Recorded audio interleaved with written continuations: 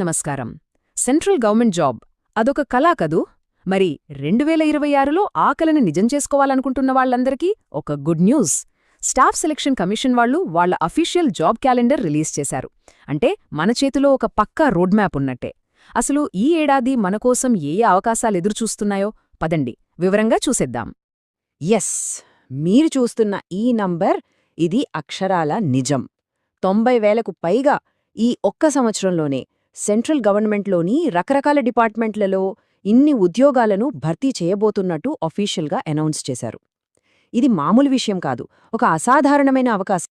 మరి ఈ భారీ నంబర్ ఎక్కడ్నుంచి వచ్చిందంటారా? స్టాఫ్ సెలక్షన్ కమిషన్, షార్ట్గా చెప్పాలంటే ఎస్ఎస్సి రిలీజ్ చేసిన ఒఫిషియల్ జాబ్ క్యాలెండర్ నుంచే. అంటే ఇన్కమ్ ట్యాక్స్, రైల్వేస్, పోస్టల్ ఇలాంటి ఎన్నో కీలకమైన ప్రభుత్వ విభాగాల్లో జరగబోయే రిక్రూట్మెంట్కు ఇది ఒక పక్కా